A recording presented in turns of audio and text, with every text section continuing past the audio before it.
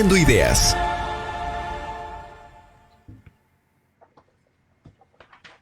Queridos amigos, qué gusto saludarlos en su espacio Coffee Low, donde tratamos los diferentes temas de sociedad. Soy Rodolfo Guerrero Martínez y te invito a que tomes un buen café y que te actives junto con nosotros para hablar de un tema importantísimo en esta ocasión, en estos conversatorios online que hacemos con el interés de analizar y comprender juntos temas que pues nos atañen en esta nueva realidad. El tema que vamos a estar comentando el día de hoy es justamente sobre los procesos judiciales como elementos de éxito en la gestión y en el análisis en riesgos de la seguridad de la información. Así que te invito a estar con nosotros esta hora. Comenzamos.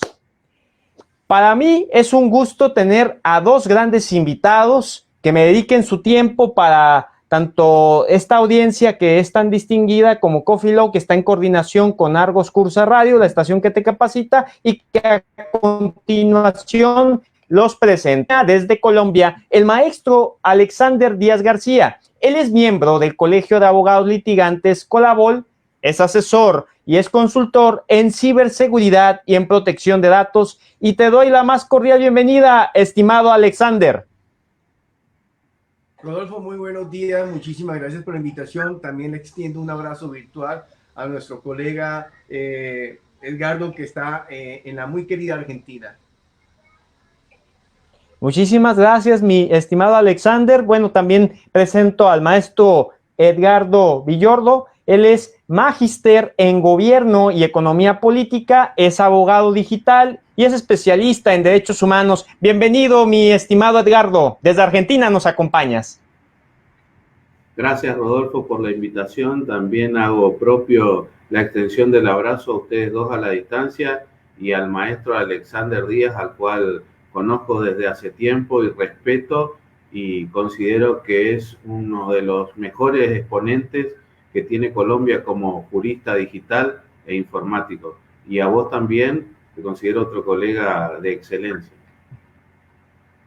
Muchísimas gracias, mi estimado Edgardo. Si están de acuerdo, vamos a comenzar con este ABC de las cosas. Cuando hablamos de este tema, que aparentemente es muy largo, pero es porque aglomera diferentes aristas y diferentes subtemas, pues es importante adentrarnos a lo que significa hoy por hoy los desafíos en la impartición de la justicia en esta nueva realidad, en donde van inmersos sistemas expertos, en donde van inmersos varios puntos a tratar dentro de este ciberespacio en el cual aparentemente el derecho se resistía en cuanto a sus operadores jurídicos, ya sea un magistrado, un juez o incluso el propio abogado. Así que iniciamos primero contigo, mi estimado Alexander, posteriormente contigo, mi estimado Edgardo, en esta introducción.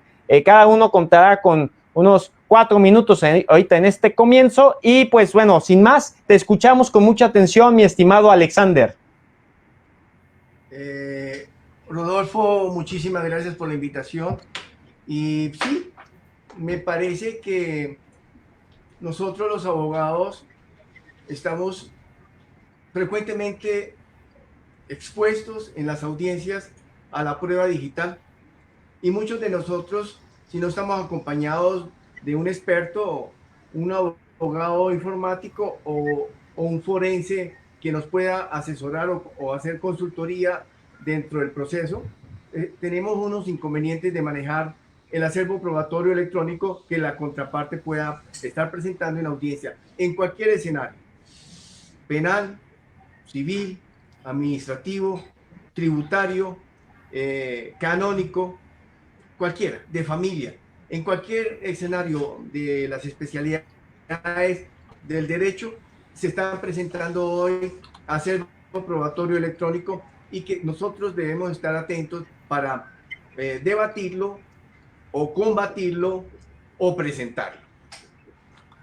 Dentro de esa actividad, cuando nuestros clientes son corporaciones, debemos establecer unas condiciones muy especiales. Establecer si el evento o el siniestro que genera el encuentro judicial está dentro de los programas de las políticas de seguridad de la información. y ello establecer si está dentro de las contingencias o planificación de la continuidad del negocio, que es que cuando se presente el siniestro, la empresa está presta a continuar los procesos de producción o los procesos para el cliente sin ninguna irregularidad o sin ninguna contingencia o sin ningún riesgo. El otro es el evento de la seguridad de la información. Tenemos que tenerlo identificado. Si se trató de un servicio, si se trató de un aspecto físico, un incendio, un derrumbe, un terremoto, o simplemente fue alguien que penetró en nuestra red y alteró el contenido de un fichero. Tenemos que ver si el evento es inesperado, no deseado o es un proceso de contingencias sucesivas que el oficial de seguridad le ha advertido a la dirección de la empresa, a la dirección de la corporación, que se iba a presentar. Y tenemos que tener listo nuestro equipo de respuesta a incidentes de seguridad de la información para atender esos siniestros, para luego sí mirar qué contingencias legales vamos a seguir como política de la empresa dentro de las PSI, políticas de seguridad de la información. Por supuesto, importantísimo todo lo que nos comparte, estimado maestro y amigo Alexander. Ante este escenario, bueno, es importante también conocer en esta introducción tu comentario inicial, mi estimado Edgardo, así que sin más, te escuchamos. Bien, continuando con lo que establecía el doctor Alexander Díaz García, yo me permito hacer un modesto análisis de lo que está sucediendo en la Argentina en materia de seguridad. Si bien es cierto que la adopción de los procesos judiciales como garantía de eficiencia en las políticas públicas, entramos en un entramado de derechos respecto de los justiciables. Aquí últimamente la política respecto de la seguridad, más bien hablando de la protección de datos personales, es una política deficitaria. Estamos en un momento de contingencia en el cual, sobre pretexto del virus COVID-19, estos procesos carecen de las auditorías correspondientes para garantizar los derechos de los justiciables. Así, por ejemplo, la primera pata floja que se tiene respecto a este tipo de políticas públicas es la falta del consentimiento informado de las personas que se someten a este tipo de procesos. ¿Y por qué hablo de este tipo de procesos y el consentimiento informado? Porque la cantidad de riesgos, como bien mencionaba el doctor Alexander, no está debidamente informado al justiciable que se inicia en este proceso. Y por ende es necesario el asesor informático, ya que la protección, el asesoramiento constante, las modalidades a las cuales puede estar sujeto este nuevo procedimiento no tienen nada que ver con el procedimiento tradicional del cual venimos. Así es que hay distintos puntos de vista, pero en mi país particularmente hay una fuerte corriente doctrinaria por implementar la inteligencia artificial en sustitución de la actividad jurisdiccional, las cuales tengo yo, digamos, severas críticas, primero por lo que establece el Convenio de Budapest, que prohíbe que las decisiones respecto de los justiciables sean tomadas por entidades automáticas. Y después, por los sesgos que en muchas oportunidades, cuando tuvimos charlas con el doctor Alexander en algunos webinars que organizamos, él mismo estableció que estos sesgos son imposibles de auditar, controlar por el juez, que de acuerdo a la normativa argentina, y estimo que en nuestros países, tanto en Colombia como en México, son materia que son coetáneas y son homogéneas, el juez natural es quien debe realizar ese control. Al no poder realizar los controles respecto de la seguridad informática, estamos en un dilema interesante a resolver y una tensión de derechos que me parece que todavía no está resuelto.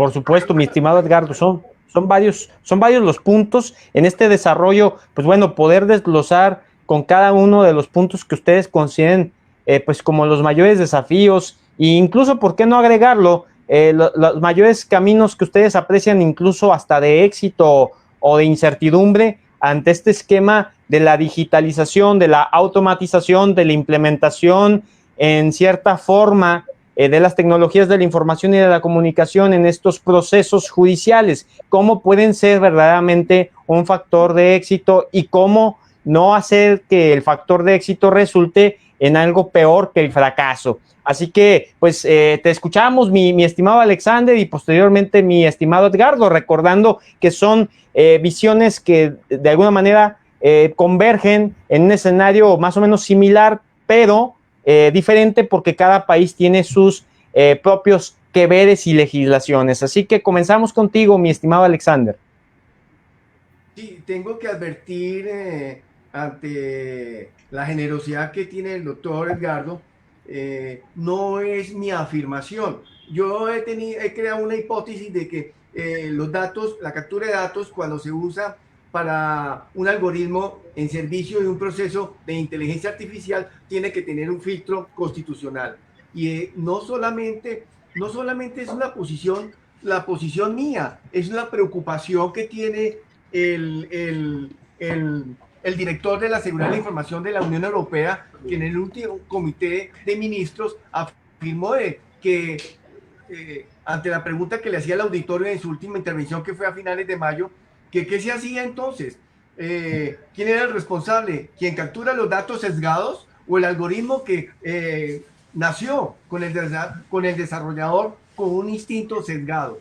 Entonces, esa es la preocupación que tiene Europa y seguimos su orientación y nos parece que es válida. Ahora, dentro de la seguridad de la información de las empresas se tienen que certificar y por eso es que para que tengan políticas de seguridad de información efectivas y eficientes, tienen que estar certificados y certificado es, perdónenme lo cacofónico, es la certificación de un organismo que califica los procesos de esa empresa. O sea que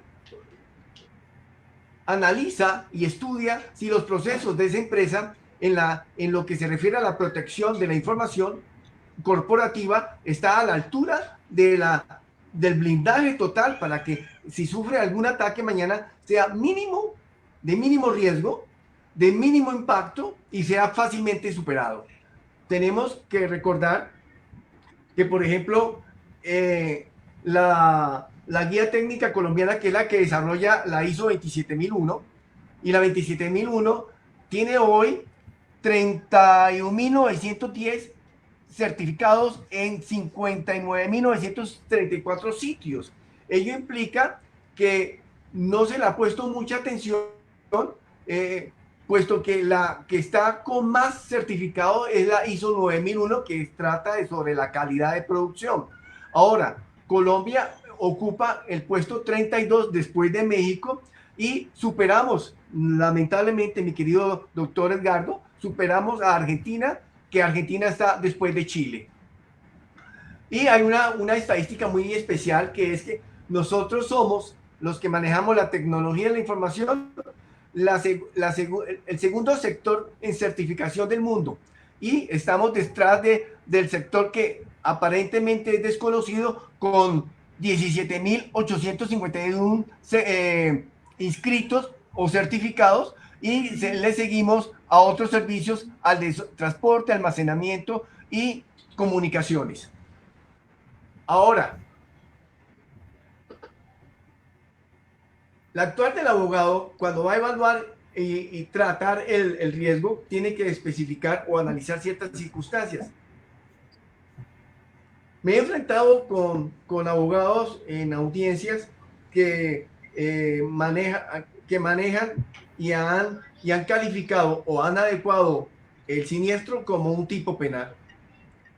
Pero entonces nos preguntamos si la calificación o el análisis que hizo el abogado de la corporación o la empresa que sufrió el siniestro le era válido o era la única opción haber adelantado el proceso.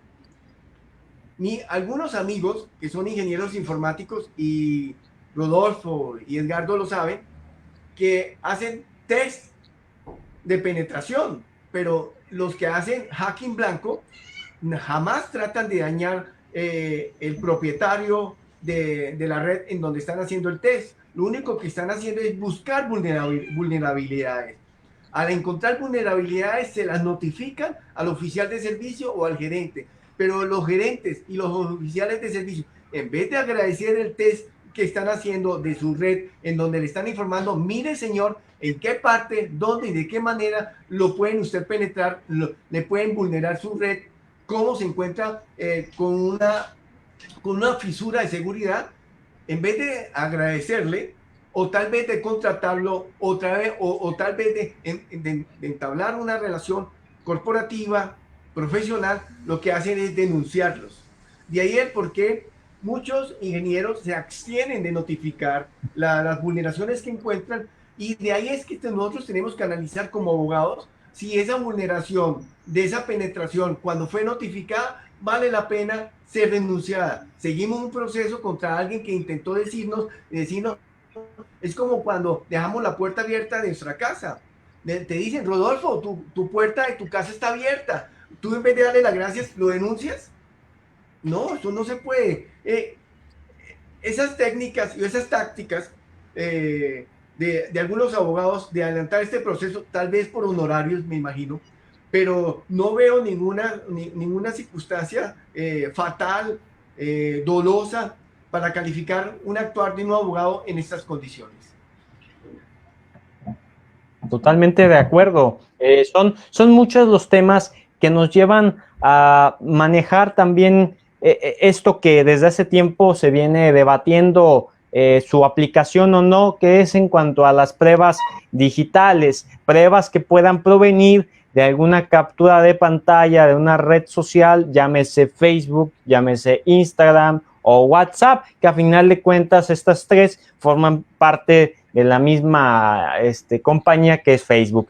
En este caso me remito a lo que son las plataformas digitales, a las apps, que es un tema muy interesante y que estoy seguro que tienes también un comentario al respecto, mi estimado Edgardo, con relación al tema general que estamos tratando. Así que sin más, pues adelante, mi estimado Edgardo. Gracias.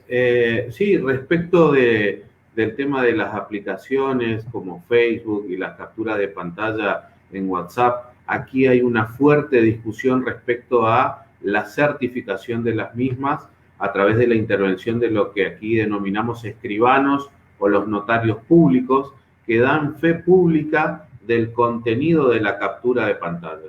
Si bien es cierto que, como los expertos indican, no se puede certificar de esa forma y es necesario hacer una operación técnica, incluida el tema del hash, para ver el tema de la para que esté inalterable la prueba, y además la legitimidad y la procedencia de la misma. Pero relacionado con ese tema, he tenido discusiones también yo con varios colegas, porque yo entiendo, a mi modesto modo de ver, y he encontrado eco también en los colegas abogados, a diferencia de los ingenieros, que ellos mencionan que en la recolección de estas pruebas electrónicas no existe regulación alguna. Diciendo, y debo decirles que sí existe. ¿En dónde está? Está plasmada en el artículo 75, inciso 22 de nuestra Constitución Nacional en la Argentina, en la cual se establece la jerarquía de los pactos internacionales de la Convención Internacional de Derechos Humanos. A raíz de ello es que se establece la obligatoriedad ineludible de la autoridad jurisdiccional en ejercer este control de convencionalidad, pero lo debe hacer de oficio. Por lo tanto, entiendo yo que ya no se necesita de el principio de la libertad probatoria, donde la contraparte impugna este tipo de certificaciones, sino que es el mismo juez el que debe descartar estas pruebas que no están debidamente acreditadas, conforme, por ejemplo, las normas ISO que mencionaba el doctor.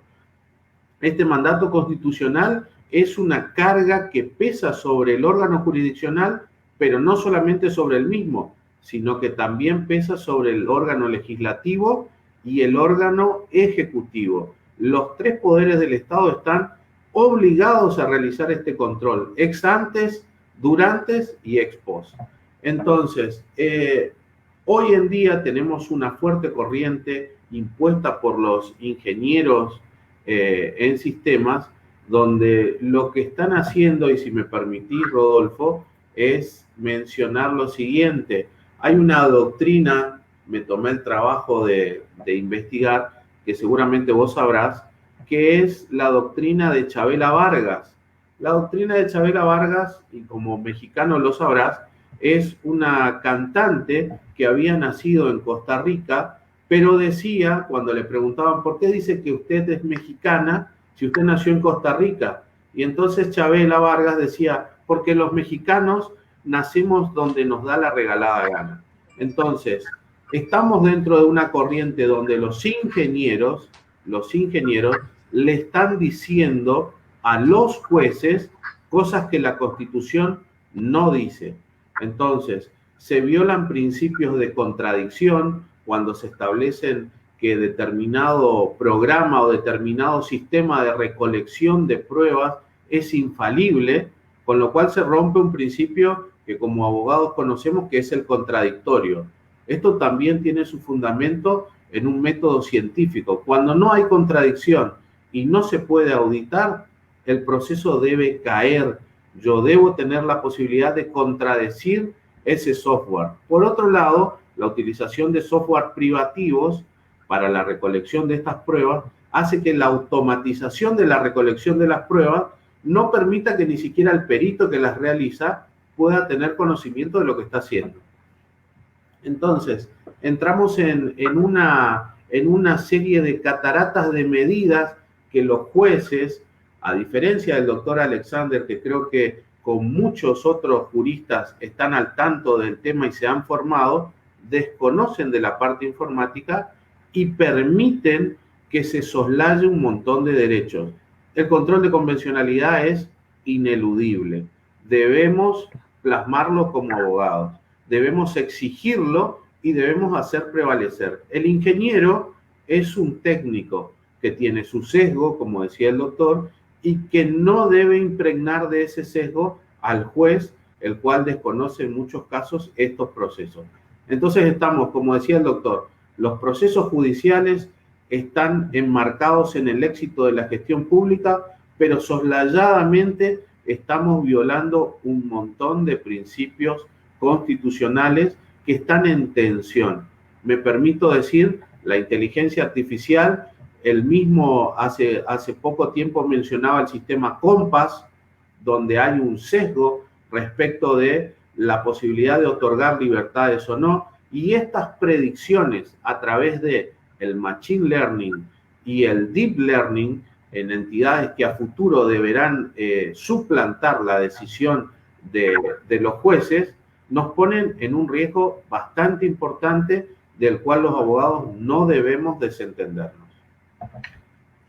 Es muy importante cada uno de estos puntos que mencionas, estimado Edgardo. Quisiera resaltar cómo en el caso particular de un delito informático, en el cual en el caso mexicano ha sido considerado desde hace varios años atrás en el Código Penal Federal, como lo es el robo de identidad, pues es un mal que queramos o no, tiene limitantes en cuanto a cómo se puede penalizar esta conducta que daña a un tercero y que obviamente dependiendo del estado donde te encuentres hay limitantes en cuestión a las jurisdicciones, a la competencia que tenga el operador jurídico, en este caso el juez. Esto no nada más es exclusivo de un país, sucede pues en varios partes. Puedo enunciar tal vez el caso norteamericano, en donde pues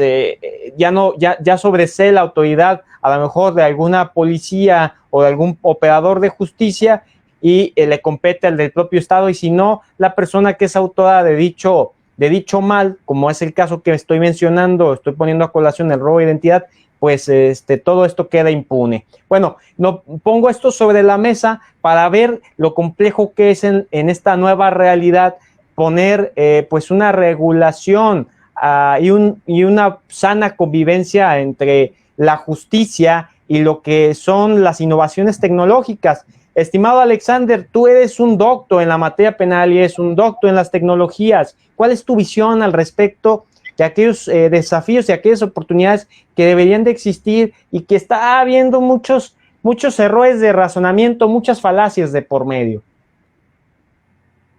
Sí, Rodolfo, hablaba sobre la precipitud que tienen algunos colegas de instaurar denuncia por cualquier siniestro que ocurre en la empresa de su cliente.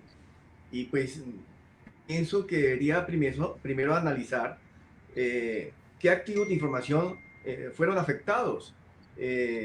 Recordemos que los activos de la información no solamente son los soportes donde están almacenados en forma física, en un CD, en la nube, en un servidor, sino también los soportes estructurales de la empresa. Se afectó la edificación, nuestro logo se afectó, los proyectos que tenemos para para el próximo semestre, para la próxima tendencia, se vulneraron, se nos apoderaron de las ideas, están incólume la información, la marca, para traer un ejemplo, acá en el departamento del Tolima, en las rentas que maneja el monopolio del licor, se le olvidó renovar el registro industrial del nombre del licor. Eso es una falta corporativa, es un riesgo. ¿Y cómo se manejó?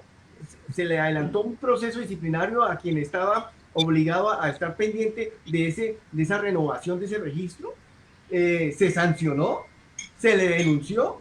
Entonces, pues, esas cosas en Colombia no pasan con mucha frecuencia porque como no tenemos ese régimen de que tenemos que cumplir unos estándares de protección de la información, pues se le da un tratamiento de tercera. Pero cuando la corporación o la empresa está afectada, ya comienzan a buscar los especialistas en el manejo del tema, y es cuando ya ante ese evento, ya casi con el féretro en el hoyo para enterrarlo, se nos entrega la mayoría de las veces los casos en donde previamente debió haber constituido toda una política organizativa de su empresa en procura de proteger la información.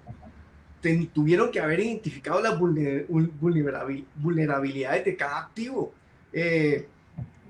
¿Qué factores eran susceptibles de sufrir daño o ataques? Teníamos que revisar las construcciones, los lugares de almacenaje, las cajas de cartón que preliminarmente se almacenan los ficheros para luego escanearlos, o si no, desde el primer momento que nacieron electrónicamente se conservan incólume, intactos.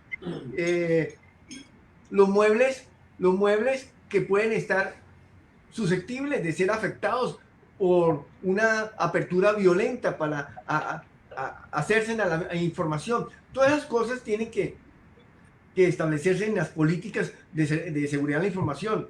Hay que identificar las amenazas, cuáles pueden hacer el daño efectivo a la información.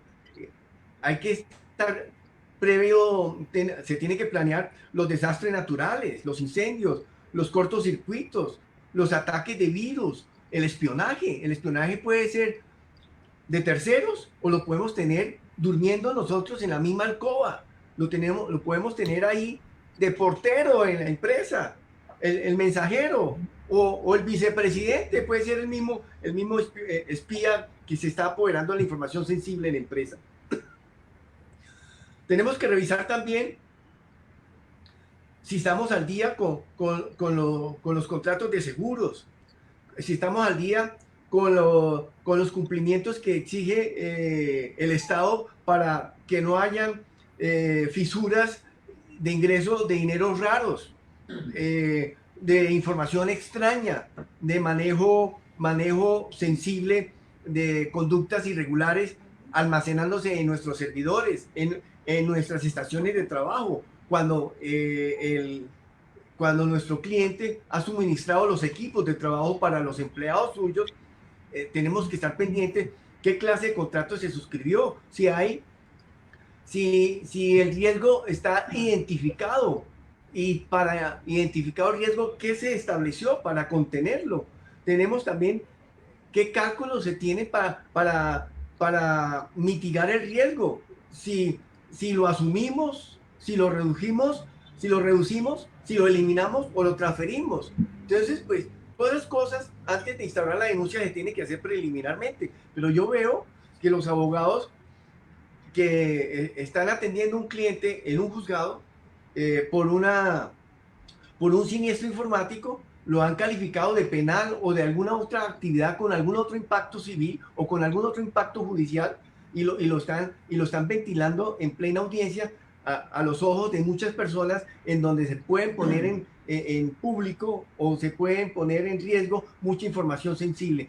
Tenemos que analizar preliminarmente en forma tranquila, analizar con el gerente los impactos, los efectos colaterales que puede tener una investigación de esta naturaleza, los medios de comunicación, cómo nos puede alterar, cómo nos puede atentar, en qué posición podemos encontrarnos comercialmente con nuestro producto que ha sido violado ante un siniestro informático. Todo eso tenemos que analizarlo antes de proceder a una denuncia pública ante una institución de seguridad, como puede ser la Fiscalía o el sistema judicial colombiano.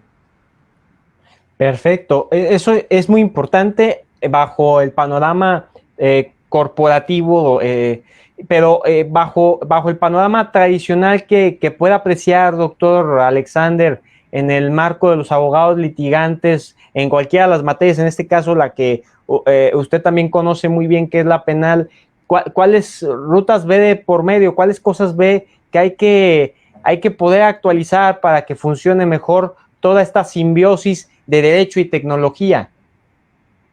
Yo coadyuvo lo que dice el doctor Edgardo sobre el manejo de la prueba, que no muchos abogados manejan de forma brillante, y nos obliga a hacerlo, nos obliga a ser brillantes en la audiencia cuando hay una prueba electrónica. Pero más que eso, y también trayendo a colación el tema de la pandemia que expone magistralmente el doctor Edgardo, es que ahora ante este confinamiento obligado, que como política pública nos obliga el Estado a estar en nuestras casas para evitar un mayor contagio, estamos obligados a realizar tareas en casa, tareas a distancia, cualquiera que sea el contrato. Y en esas condiciones, por ejemplo, ahora tenemos una discusión sobre el manejo de los medios electrónicos que tiene el sistema judicial colombiano. Un medio, el sistema judicial colombiano ha hablado sobre el expediente electrónico hace mucho rato. Incluso para cuando yo produje la acción de tutela electrónica en el 2003, ya en la ley estatutaria de la justicia se hablaba del expediente electrónico, ya se hablaba del documento electrónico en ese entonces. Ya de 1996 que se promulgó esa ley, ya estaba esa consideración del expediente electrónico. Y hoy, en donde necesitamos eficacia, rendimiento y seguridad en el manejo del expediente electrónico, estamos manicruzados. No tenemos fedatarios judiciales. En Colombia no hay fedatarios judiciales, que es el que le daría la garantía de la integridad de los documentos que se envían o se transfieran mutuamente con las instituciones. El bufete de los abogados con las instituciones judiciales que se están retroalimentando permanentemente a través de la documentación, memoriales que están presentando los abogados en el país, en el sistema judicial. Muy importante cada uno de estos puntos, porque son realmente los grandes esquemas que hay que actualizar, en donde todo el mundo tomamos una parte importante. Ahora, otro tema que deseo poner sobre la mesa de ustedes dos, mis queridos amigos, es los derechos humanos. Hace algunos días teníamos una conversación muy amena con el público selecto y conocedor de mi estimado amigo Edgardo sobre los derechos humanos de cuarta generación, que hoy en día que no pueden quedarse en segundo plano estos derechos y garantías fundamentales. En este contexto, bajo los procesos judiciales, pues es importante ver cómo las tecnologías, como mencionaba Alexander, se ve bajo un espionaje, bajo una serie de anomalías de extorsión, de manipulación y, bueno, pues causa no solamente un daño en lo que es en el mismo entorno del ciberespacio, sino también en la realidad física que todos los días vivimos. Entonces, saber tus opiniones al respecto, mi estimado Edgardo, de estos temas pues tan extensos que es protección de datos, ciberseguridad y todos aquellos puntos que tú y yo nos encanta leer día a día y analizar. Sí, Rodolfo, la verdad que en este tema de la protección de datos personales debo decir que por lo menos en este contexto del COVID-19, los organismos de control y de protección de los mismos brillan por su ausencia. Estamos ante una invasión y una creación de aplicaciones que son invasivas de los datos personales, tanto del geoposicionamiento y por otro lado de el permiso para el perfilamiento electrónico, entendido esto como la posibilidad de ser identificable o de identificado sobre pretexto del tratamiento del COVID-19. Haciendo una mención a lo que dialogábamos anteriormente, me parece interesante mencionar que los derechos humanos, si bien estamos hablando de los de cuarta generación, están todos entrelazados. O sea, no puedo tener un derecho a la dignidad si no tengo la protección de mis datos personales perfectamente protegidos por el Estado, el cual es el garante. Ahora, ¿cuál es el problema en el cual nos encontramos? Hay una tensión para frenar el contagio y se necesita, según los especialistas médicos, el perfilamiento. El perfilamiento entendido como el otorgamiento de los celulares, completar formularios con autotesteos de la información sensible, y esta información sensible a su vez ni siquiera es manejada por el Estado mismo. Está cedida a ciertas empresas particulares que son las creadoras de estas APP de control sanitario, de las cuales no tenemos ninguna noticia. No tengo ni noticias de quiénes son, dónde están, qué van a hacer con mis datos, cuánto tiempo los van a albergar, qué van a hacer una vez terminada la pandemia. Y no nos olvidemos que hoy la revolución 4.0, denominada así, en toda esta migración de los trámites administrativos tradicionales y empresariales hacia lo digital, el dato constituye un activo empresarial.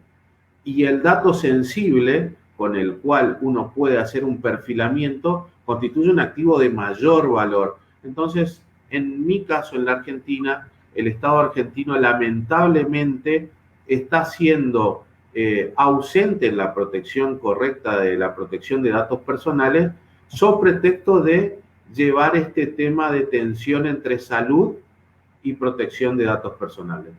Entiendo que al haber hecho otros webinars con otros especialistas, el perfilamiento no es necesario y debemos exigir el anonimato en la red. Es otro de los derechos que, como principio de derecho humano, basado en la protección de datos personales y también en la Convención de Budapest, a la cual la Argentina ha adherido y creo que Colombia también y México también, establece cuáles son los parámetros para el manejo de los datos sensibles. Aquí no se está haciendo nada de esto, sobre pretexto de la virulencia del virus, la inmediatez del crecimiento de la curva de contagio, pero estamos ante el problema clásico, yo creo, de la normativa respecto al derecho digital. Tenemos dos inconvenientes que se suelen dar en la mayoría de los poderes legislativos o de los congresos latinoamericanos. La subregulación, una regulación incompleta, y o la sobreregulación, regular sobre algo que todavía no existe. Entonces, las empresas encuentran estas lagunas normativas y se hacen de activos empresariales y nos vulneran nuestros derechos. Es ahí donde yo vuelvo a la convergencia central del control de convencionalidad. Es una obligación inherente al Estado y que con posterioridad, vuelta a la normalidad o la nueva normalidad, deberán ser revisados judicialmente. Ahora, ¿cuál es el riesgo en el control de convencionalidad ex post facto? Que lo sabe muy bien el maestro Alexander, el riesgo de que nuestros datos sensibles se viralicen en la red.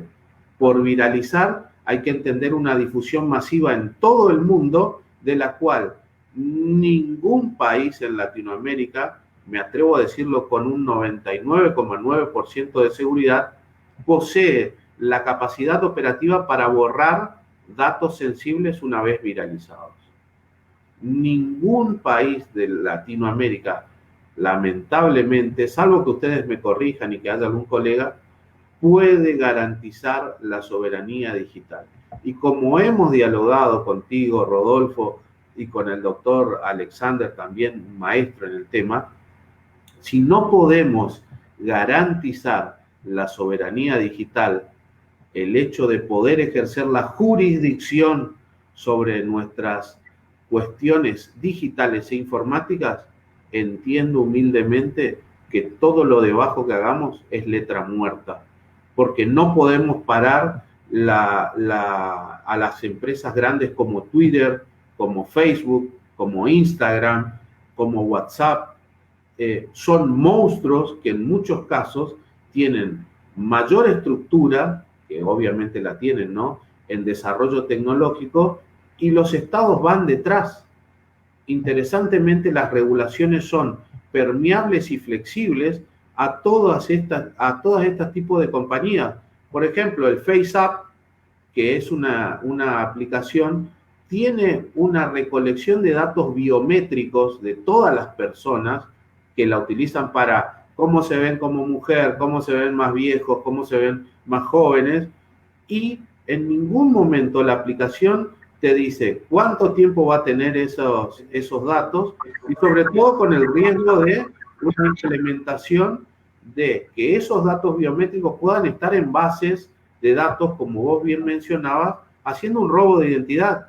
Imagínate dentro de unos meses viajar a algún país del Medio Oriente y que a raíz de que hayas utilizado esa aplicación, el reconocimiento facial te identifica a vos como un criminal.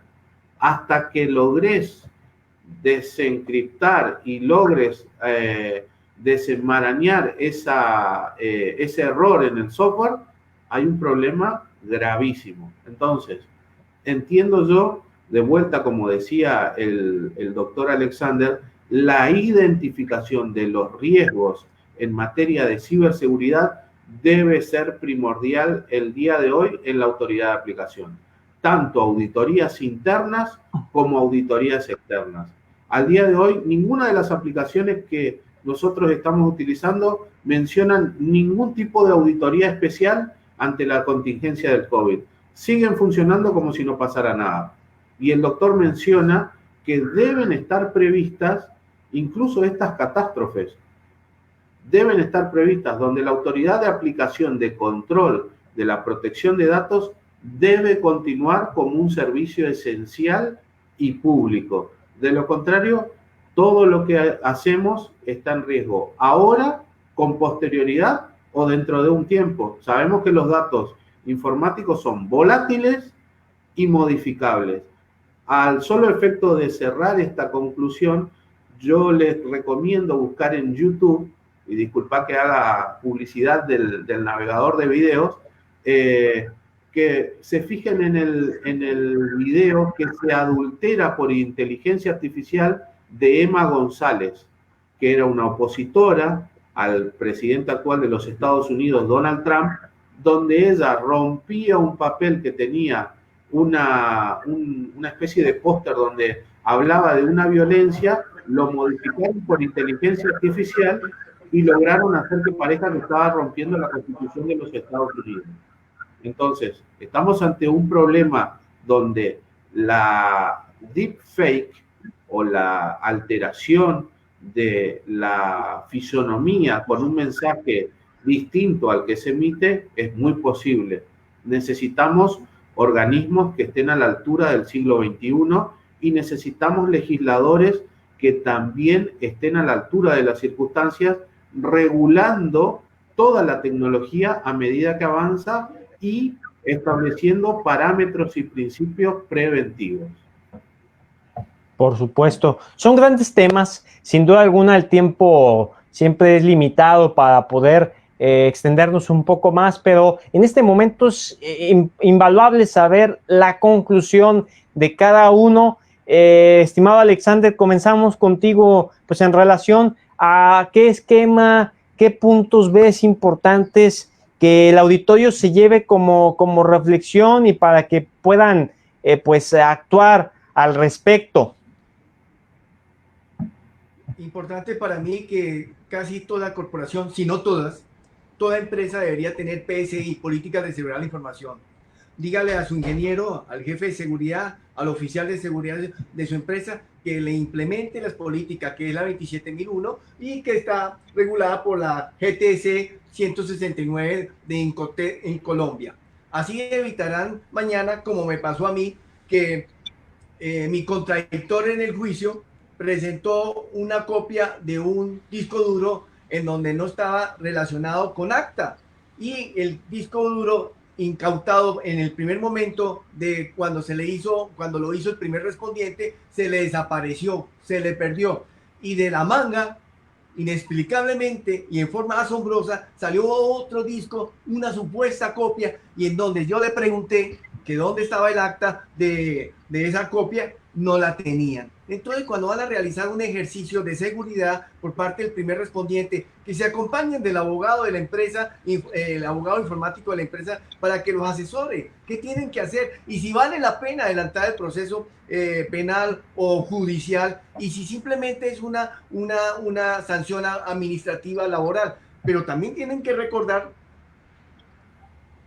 que encontrarse en energúmeno el presidente o el dueño de la empresa y despedir aparentemente con justa causa a un empleado, tiene que revisar perfectamente las PSI que estén concordantes con el RIT, con el Reglamento Interno de Trabajo, para que la falta en razón a la pérdida de la información esté calificada como una falta y tenga como consecuencia una sanción. Si no, se le estaría violando el debido proceso. Y recordemos la presunción de inocencia y el principio de legalidad. Cuando no estaba establecido como una infracción laboral, como una infracción corporativa, la empresa no puede sancionar al empleado que generó el impacto o el siniestro de la información.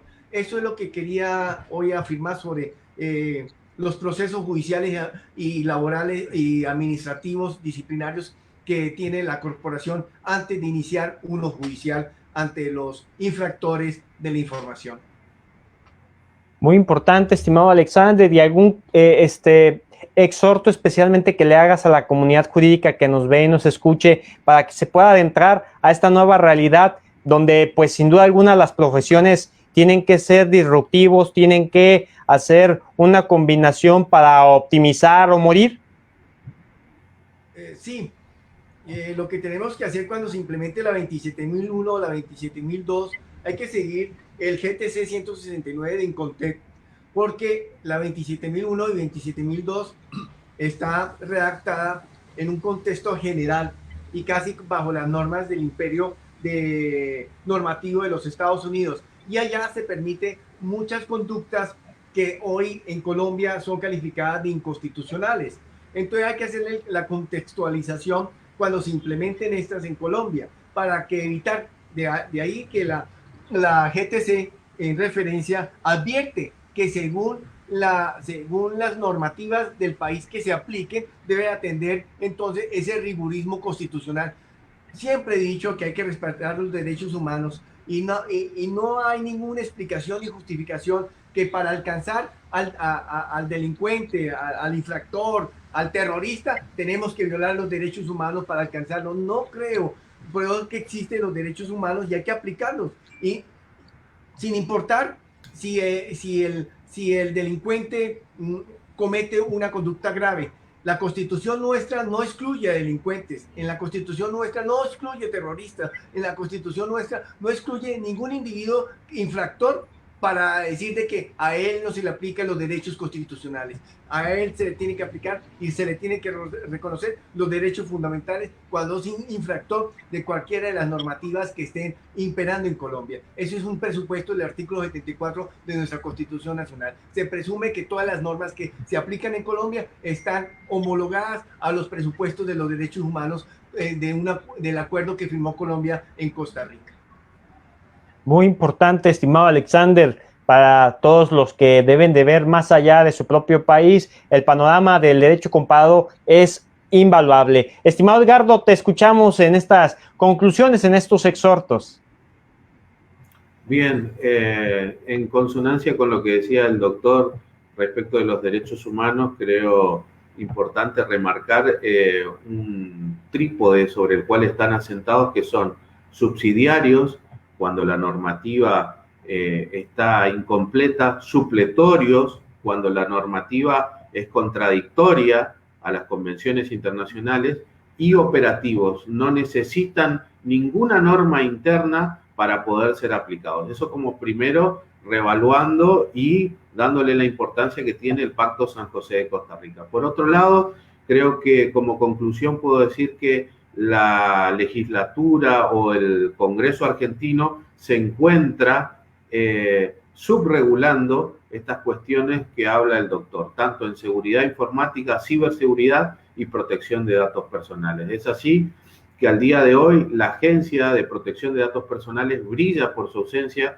como dije anteriormente, y su titular, incluso hay otros organismos constitucionales que también están ausentes ante toda esta maraña de aplicativos y de normativa nacional y subnacional e incluso municipal, o como les dicen en algunos de los países como el doctor, las alcaidías han dictado una serie de normativas referentes al tema de los datos personales, aplicaciones, permisos, etcétera, etcétera, etcétera, que hacen una maraña y crean una serie de cuestiones a las cuales los órganos de control no están auditando.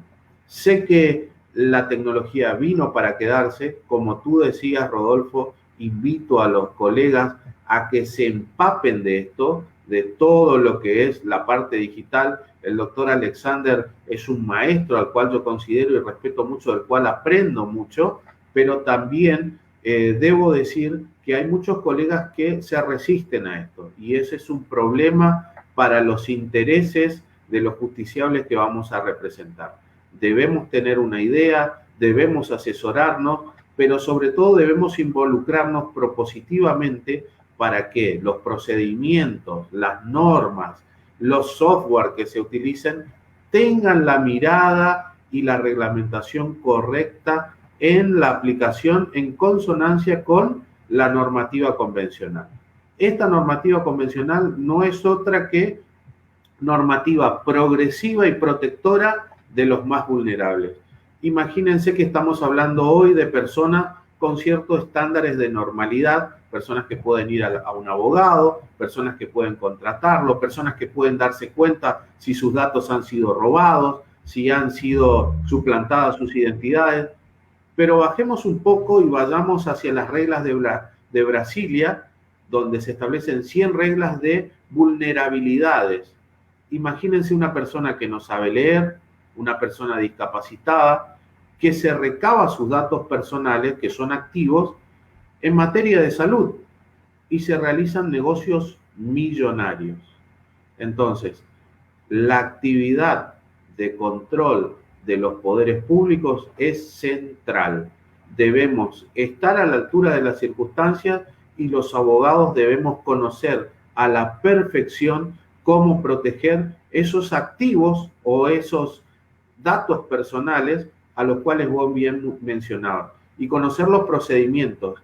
Esto exige mucha capacitación, mucha coherencia, como mencionaba el doctor. Estamos hablando de normas ISO, en la Constitución y aquí en ninguna normativa están incluidas como normas obligatorias, como estándares de excelencia, pero sí se las recurre como un tema de analogía. Me parece muy importante resaltar lo que decía el doctor Alexander, el tema de las contingencias. No se prevé, no se audita, y creo que es una parte que los abogados y la ciudadanía deben empezar a exigir del sistema de control público. Sin duda alguna, son dos puntos invaluables, la visión de ti, mi estimado Alexander, la visión que nos acabas de dar, mi estimado Edgardo, al respecto de este tema, que sin duda alguna en espacios futuros estaremos detallando con muchos más puntos de interés. En este caso quiero agradecer mucho por su tiempo, por su análisis y este conocimiento que nos ha compartido el maestro Alexander Díaz García. Él es miembro del Colegio de Abogados Litigantes Colabol y también es asesor y consultor en ciberseguridad y protección de datos. Muchísimas gracias, mi estimado Alexander. Gracias a ti, Rodolfo. Que Dios te bendiga. También, muchísimas gracias igualmente, y también agradecer mucho el tiempo que nos ha otorgado, sus conocimientos y puntos de análisis al maestro Edgardo Villordo. Él es magíster en Gobierno y Economía Política, es abogado digital y es especialista en derechos humanos. Muchísimas gracias, mi estimado Edgardo. El agradecido soy yo y de nuevo les envío bendiciones tanto al maestro Alexander como a vos, Rodolfo, y cuídense que el virus continúa en vigencia. Sí, sin duda alguna hay que ser precavidos, hay que seguir actuando, y bueno, es un placer que en este conversatorio hayamos tenido la visión de un experto en Colombia, de un experto en Argentina, y pues que seguramente estaremos viendo en próximas sesiones. Así que no estén deslindados de las actualizaciones que hace semana con semana la sociedad Coffee Law, y que en este caso lleva a cabo cada 2 veces por mes con Argos Cursa Radio, la estación que te capacita. Sin más, agradezco mucho nuevamente a mis amigos que me han acompañado en esta sesión sobre los procesos judiciales como elementos de éxito en la gestión y análisis de los riesgos de la seguridad de la información. Sin más, les invito a que compartan este video para que el mensaje llegue a más personas, y les mando un gran abrazo a la distancia. Gracias, Rodolfo. Gracias, Edgardo. Felicidades. Coffee Law. Compartiendo ideas.